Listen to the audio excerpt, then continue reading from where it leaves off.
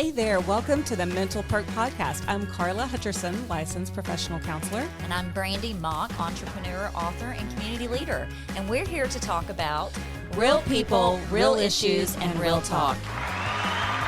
Welcome back to Mental Perk. Today, Karla and I are just sitting here talking today about hurricane and the hurricanes that have been hitting and the impact it's had on the mental health of everybody going through what they're going through right now. I don't think people realize that this is not just a hurricane, it's done and gone. This is going to be a long-term process of people having to rebuild their lives and their health and the mourning of loss of life. So we wanted to talk to you guys today about that and just figure out like what we can do moving forward to help the survivors of such a devastating 100%. Situation. I mean, the thing about it is the first, week or two that it happens, first few days to the week or two after, it's in the news, we're all aware of it, we're feeling that empathy, but then we get back to life as normal. Yeah. And our life goes on as normal, but those in the area, their life will never be normal again. They're devastated. Yeah, they're devastated. I mean, they may find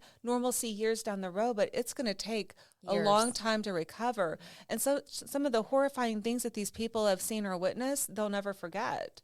And so the impact is very long living, like you pointed out earlier.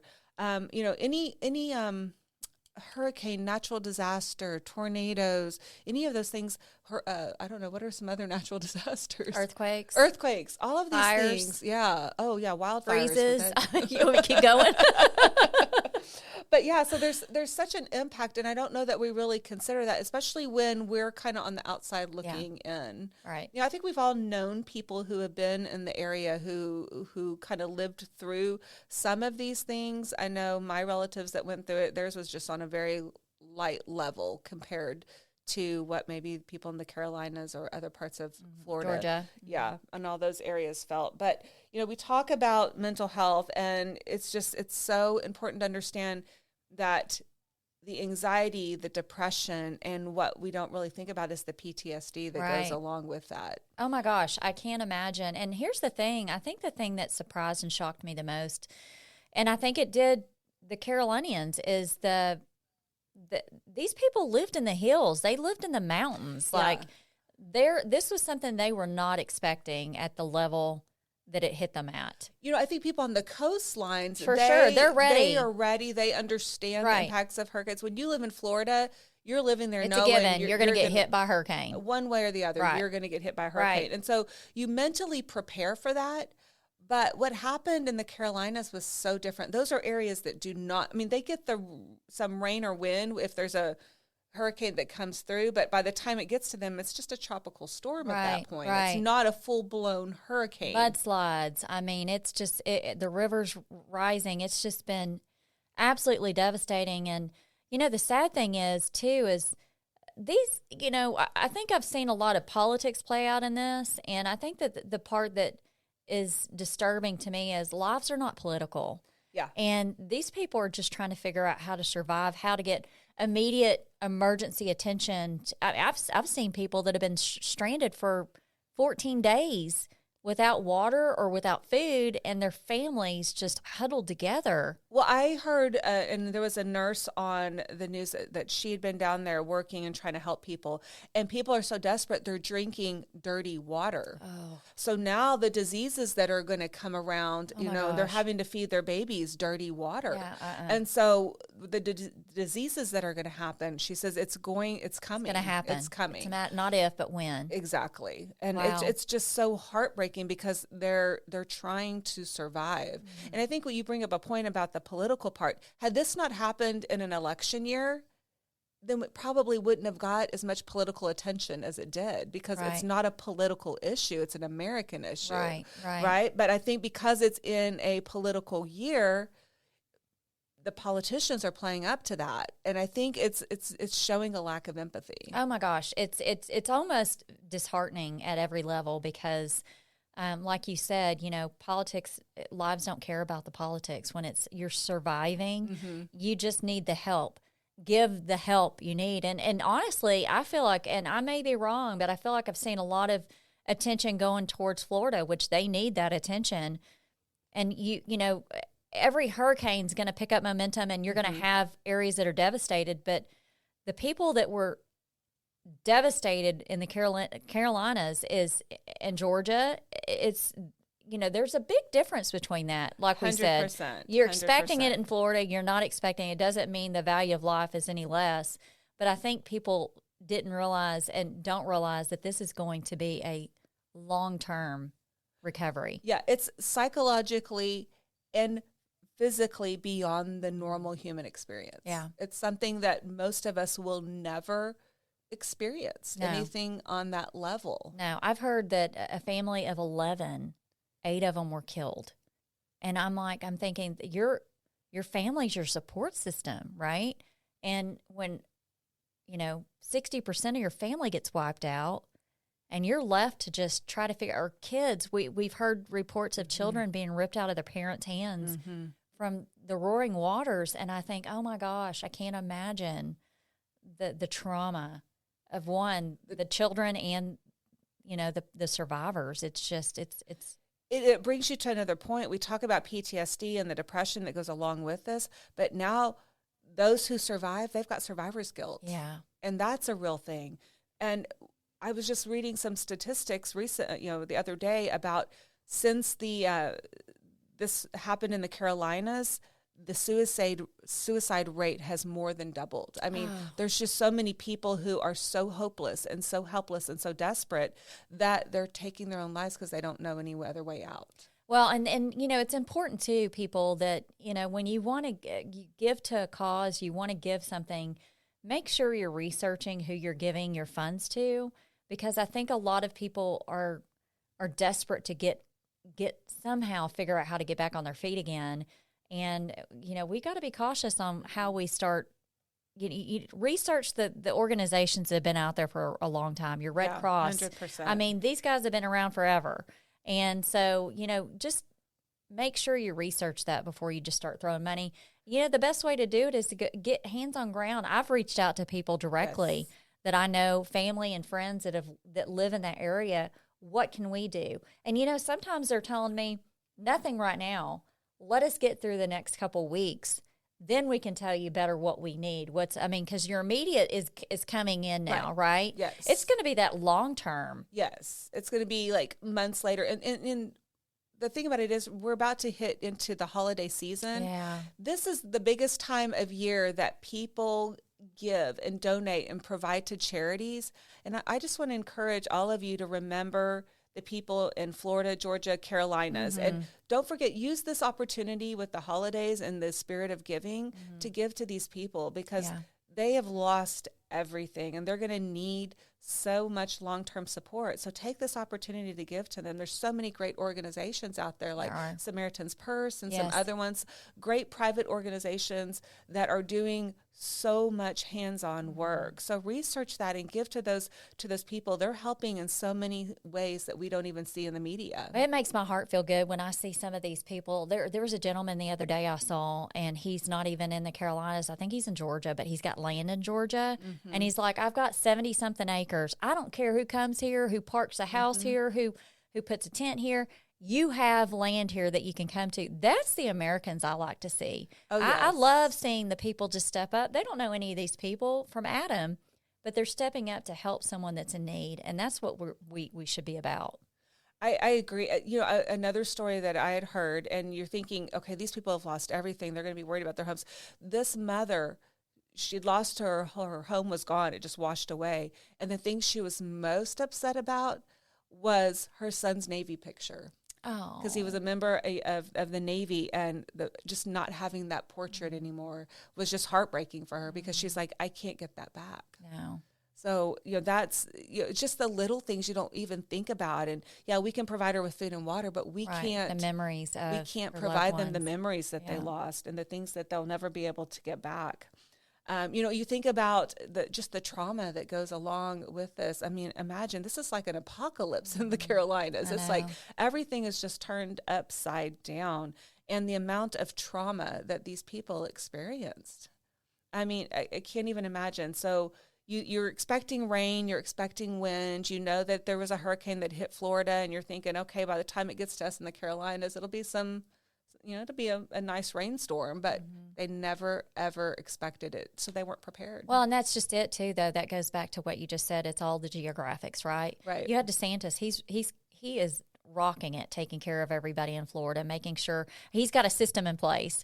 But when you don't have that structure and that system in place, it's a mess. Right. And so unfortunately, you're having to learn from this chaos and hope that it never happens. You can prevent a lot of the tragedy and future chaos. But I don't know how you could control the roaring rivers and, I mean, the mudslides. I mean, it's just been absolutely devastating. You think back to Katrina. I mean, they didn't think about they knew the dams. impact. Yeah, they knew the impact of a hurricane in Louisiana, Right. but they didn't have a plan for the amount of water that was going to come in and that it could actually damage those dams, right? And I think that the Carolinas are going to have learned so much from this and the protocols on what to do. So knowing that if a hurricane's coming in that direction, how do we? Well, then I think about the Floridians. You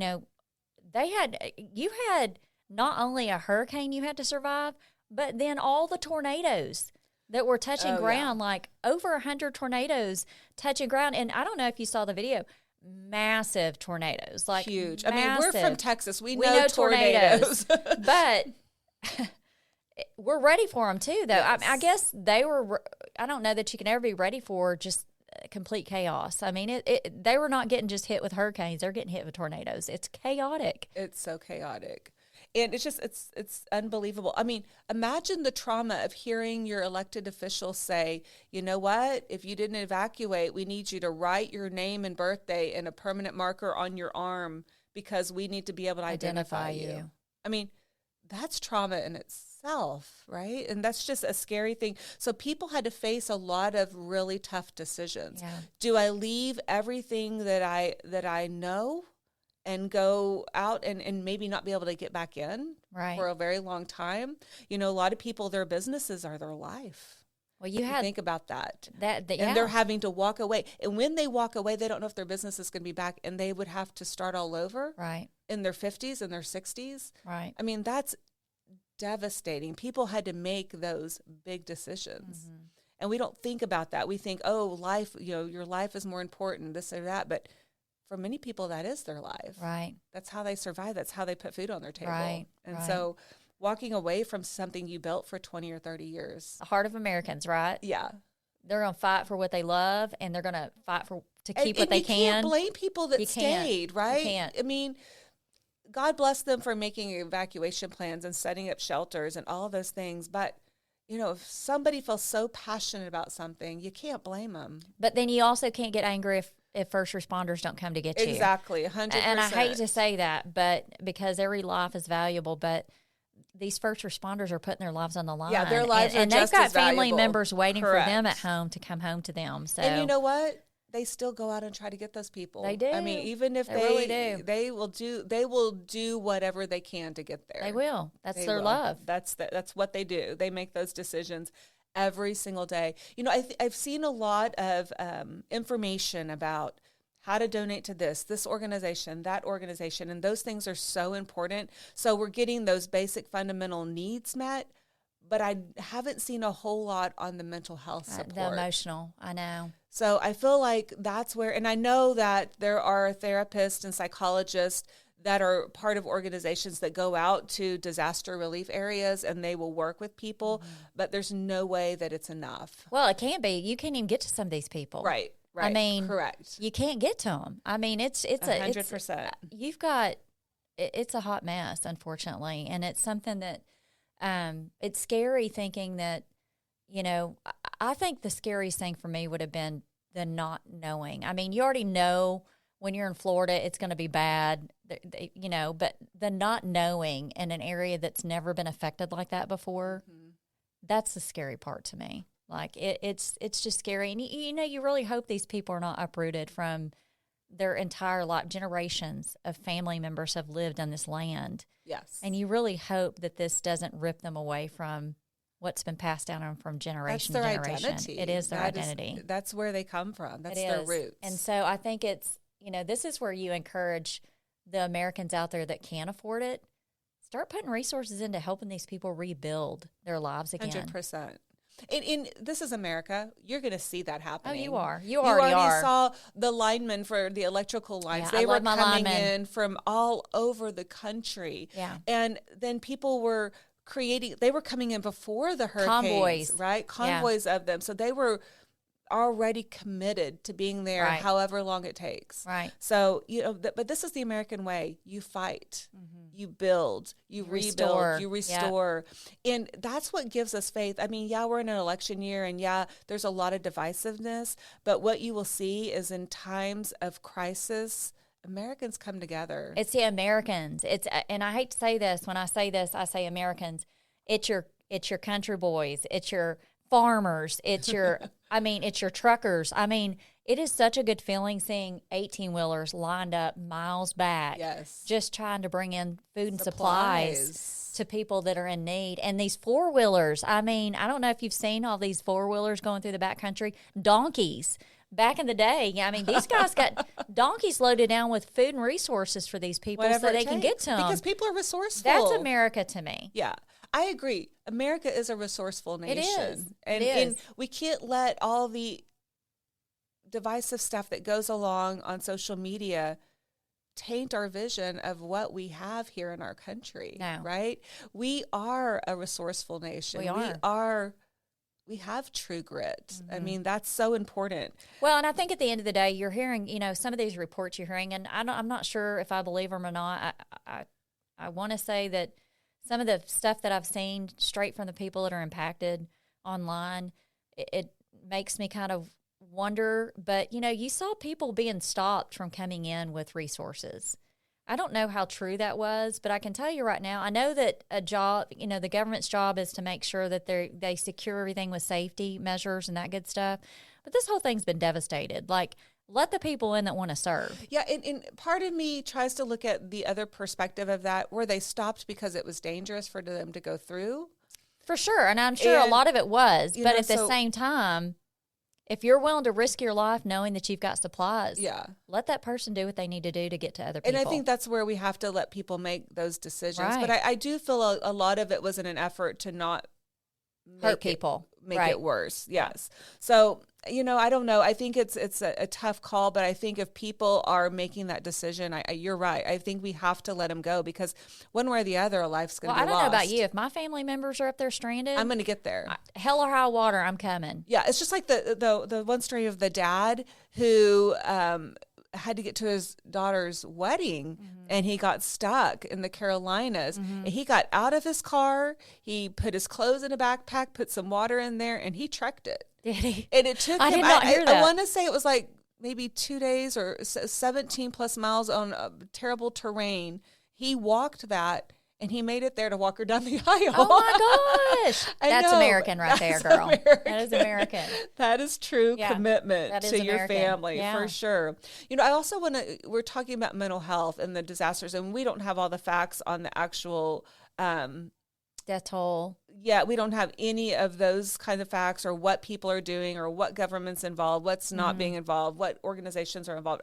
We know there's so many people working for to try to help these people. Right. But what we do want to draw attention to is the mental health aspects. And if we think about it, the people that are really suffering right now, if you look at your Maslow's hierarchy of needs, they're at the very bottom. They're at the fundamental survival level where they need their food and water, and they're not really in touch with what's going to happen to them emotionally or psychologically. But we want to draw attention to the things that people need to look out for.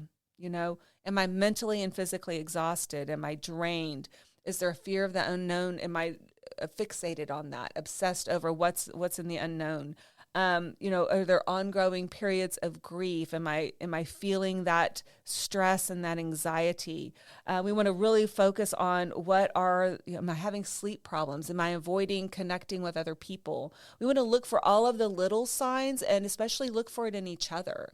Because if I can't see it in myself, I need my people to tell me that, hey, you need to look at what's going on because it will compound. It will get bigger. Well, almost everything you just said, I'm sure every one of those people are feeling. Maybe not all of them at once, but I would think that one of them is checking off one of those because I'm thinking about it and I'm not even in the situation and it stresses me out. 100%. And what I'm feeling like is they're so focused on their basic needs, Yeah. they're not paying attention to Yeah. these things.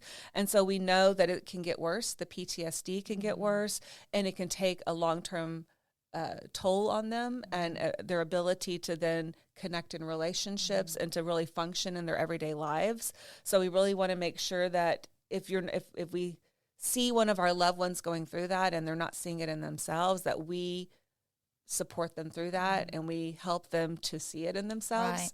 And the importance of getting help so that we can manage the outcomes, right? And so we really wanted to do those things. And also we want to focus on how can we cope in these situations? What are things we can do to take care of ourselves? And what does that look like? Because again, it's easy for me to say, from Texas, right? And I can spout these things off, but when you're in the middle of it, again, they're just in survival mode, right? So we want to talk about just, taking a moment to be with your feelings and not judging yourself for them. You don't need to judge yourself for your feelings. If you're experiencing something, feel it. Take the time to really meditate on it and really understand that, hey, this is out of my control, but what do I have control over? Well, and I think that's the best point you could have made, Karla, is a lot of these things that are happening around these people are completely out of their control, but to focus on the things that you can have control over. Absolutely. And a lot of that is your emotional and, the lack of resources that you have. It's easy for us to say, oh, well, let's do A, B, and C, right? Yeah.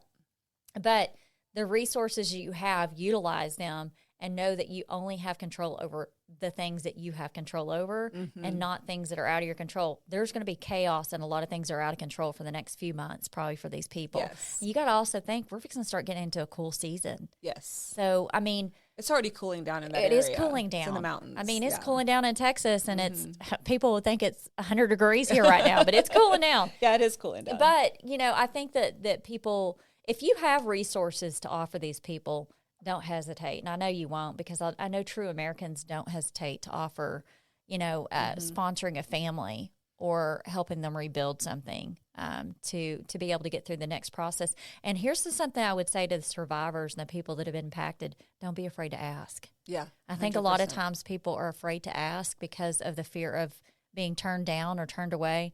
You got a lot of good Americans out there that want to help. They're not sure how to help. Yes. So don't be afraid to ask. 100%. And I think many people they're not used to relying on other people's for their needs I don't. being Do met. you? No, right. Yeah. I mean, I'm going to be like, I'm going to take care of myself, Right. And I think that in times like this, it's the best thing you can do is to let other people help you. It's okay not to be okay. Yeah, it is okay not to be okay. Right. And you talk about the things that I can control. I think we get so caught up in the what ifs. What if this? What if that? What if that? And it just builds more of anxiety. So slow it down. What can I control today? What can I get done today? What are 3 things that I can accomplish today? Because at the end, you're going to feel like I did something today, and it helps you again to take back control. Well, and also to know that if you had 3 things to accomplish and you didn't accomplish 2 out of the 3, you had one thing. You still had a successful day. You still tried. Yeah. And I think that's so important for people to know, Karla, is that just because it doesn't turn out the way you wanted it to turn out, you still attempted. Yeah. And you still gained from that day. Yeah. There's something you gained from that day. The other thing is you can't get through this alone. And that's what we were just talking about. Yeah. You have to connect with your neighbors, your community, your family, your friends. And I think we're hearing story after story how, maybe we're not getting all of the resources in because of the different complications, but you see the people helping each other. I love it. And they've all lost, but they're know. going to jump in and help the next person. That's the thing that warms my heart is you're seeing people that have lost everything and they need to focus on themselves, but there's this unselfish will to be able to focus on others to help your neighbor. And that's really what we need to be more about. Yeah, 100%. And it's going to take time because something like this is so catastrophic. But it is the American way to rebuild. It is. And it's not only going to be rebuilt, it's going to be rebuilt better. Yeah. Yep. It's going to be better. And I think that when we're feeling hopeless, we have to remember it's going to take time, but it's going to be better than it was. And there's going to be so much that can be gained from the things that we've lost. So I think that's important to remember. I think, if you're experiencing survivor's guilt, that is a real thing, and really help. And one of the best ways you can help is by contributing, because when you're contributing and giving back, it helps to ease that guilt. Yeah. And so that's a really important part. What would you say, Karla, though, to the people that are they're still missing their loved ones? How would you help them walk through that journey? That is such a complicated issue, because it's like a missing child, right? Yeah, and there's no closure or peace. There's no closure or peace, and just finding a way to get through each day and just taking it moment by moment, because we don't know what's on the other side of that, and preparing yourself to go either direction. There's a part of you that wants to hold on to the hope, and that's okay. We can hold on to some hope, but at the same time, we have to be able to prepare ourselves for the other side. And I think that that's the thing that's so hard about the situation, is because you may never know what happened. And in that situation, we go back to, how do you survive that? And how do you keep going in those moments? But I think you have to know that it's important to survive. You were given this opportunity for a reason. And what are you going to make of it? How are you going to keep that? How are you going to keep searching for that person or keep their memory alive if you give up? Right. So holding on to the hope in a way that it keeps you moving forward, because the only thing we can do is take one foot and put it in front of the other, and try to find a way to keep going, and be real with your emotions, experience them when they're happening. The real fear is getting lost in those emotions and shutting down. And that would be, I mean, I think you and I as a parent or a wife, a sister or brother, I mean, it's easy to say it, right? It's so hard to think. To do it. It's the unknown. I think no one likes not knowing. Right. Because and that's again, the hardest thing. In these moments, everything's out of control. You want to control something, and you don't have any control over what the outcome is going to be. And the grieving process has already started. Yeah. Even though you don't know what's happened to your loved one, the grieving process is already starting. And so we have to make sure that we're going through that process and really trying to find a way to pick ourselves back up. It's a hard one. I don't think that there's an answer to that one. I don't know how I would react in that situation if it were my child or my spouse. Yeah, I would. I mean, I don't think I would either. Yeah. I think it would be a search and rescue almost to the point where I would, it's hard. My heart goes out to them, because I don't think that there's an easy answer. All I can say is put that one foot in front of the other and see what the day brings you, right? And just focus on being in the moment, because there's so much outside of that moment we can't control. Wow. It's tough stuff, but our country is going through this right now. I know I'm pretty old, but I haven't seen something old. like You're just this. getting started. We've seen things like, we've seen the wildfires, we've seen Katrina, we've seen this, but something like what's going on in the mountains, I don't know that I can recall a story like that. I don't think I have either. And, you and I have experienced quite a bit of history at our age. Yes. There's a lot of things that have happened that a lot of our we lived through 9/11. Oh, yeah. 9/11, we've wars. 100%. I mean, we've had, viruses. We've had the world shut down, which a lot of people have never seen. And it's like you said, you're seeing this. And I think the worrisome is we all know we're in hurricane season. We know that there's actually another one brewing right now, I think. But it's like, how do you encourage someone? Like, let's just say Helene. Is it Helene? Helene just got through hitting, which did all the damage to the Carolinas, right? And then they just got hit with Milton, right? Well, there's another one brewing. How do you encourage these people to keep going after knowing that there's another one that could be in the path? Like that's what's exhausting, thinking like the people that got, especially the Florida people, they got through Milton or got through Helene, and then Milton. Did I say it right? Yeah. Yeah. You did.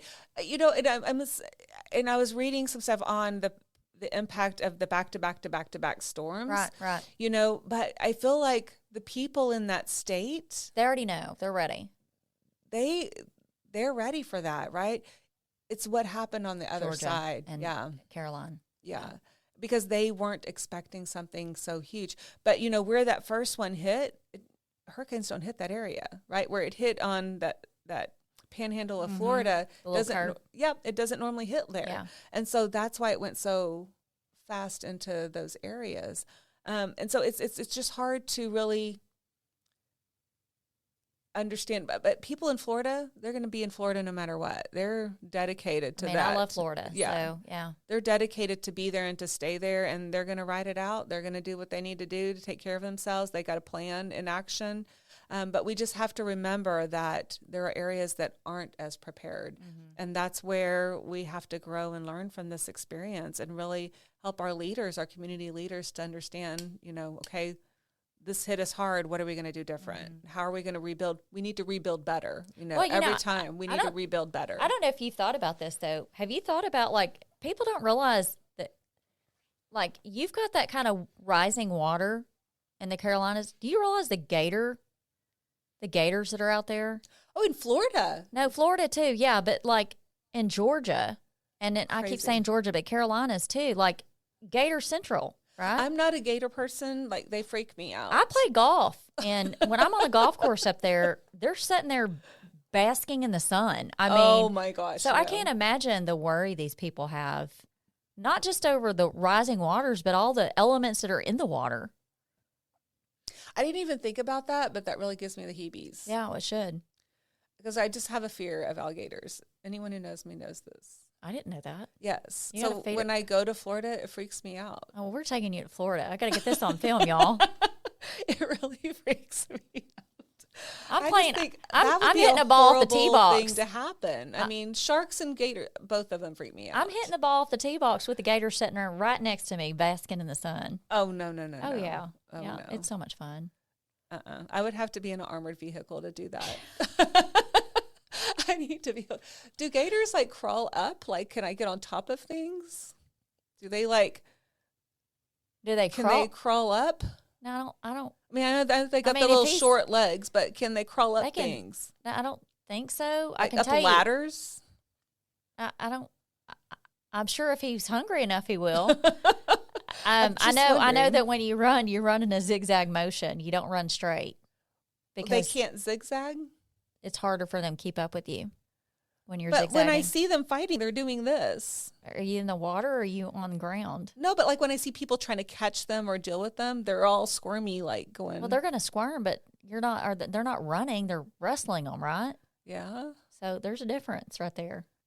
All I know is I'm getting away. Do you think you can outrun the gator? I'm telling you right now, if my life's in danger, I'm running. I will jump. I will roll. I will tuck. I'll do anything I need to do. Well, I just won't be next to one, period. You're going to come golf with me one day at Hilton Head. We'll go to Hilton Head and we'll golf, and I'll let you see all the gators. I'm driving the getaway car. That's all I know. You'll be in the golf cart on the tee box where it's not allowed.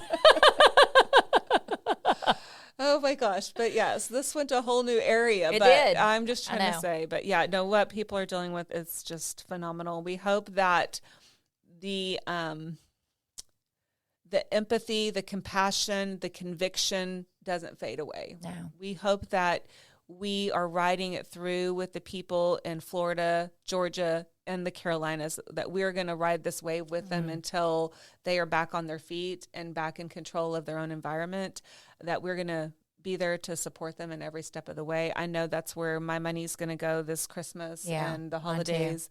Yeah. I'm going to make sure that we continue to help them rebuild. And if you have a story that you want to share with us about your situation and how you've been impacted by the storms, please reach out to us, DM us, reach out to us, because we really want to hear, and we want other people to walk your journey with you. I think that's the so trials important. and the successes. Yeah, I mean, we want to hear life all is of it. about the good and the bad, and I think that's a lot of people don't realize that mental health is not just a journey of recovery. It's a journey of flourishing and growing. It's a journey of laughter and tears. It is. And we want to feel it and experience it with you. You're not in this alone. No. It's so important for you to know that this is a time to lean on people. Lean on people, and don't be afraid to ask for help. Absolutely. Ask for help. Let people know you're struggling. And we do love all you guys out there. We are praying for you guys, and we are hoping that things get back to normal really soon for you. And we want you to know you're worthy, and we're in this together. If you or anyone you know is struggling with mental health issues, please reach out to talk to someone you trust. Get connected to a mental health professional who can help you find ways to cope and ultimately feel better. If you are having suicidal or self-harm thoughts or thoughts of hurting another person, please go to the nearest ER, call 911, or contact the National Suicide Hotline at 988. Thank you for tuning in to Mental Perk. We hope our talk today highlighted real people working through real issues based on mental health. Our goal at Mental Perk is to make sure every one of you knows you're worthy. We're in this together.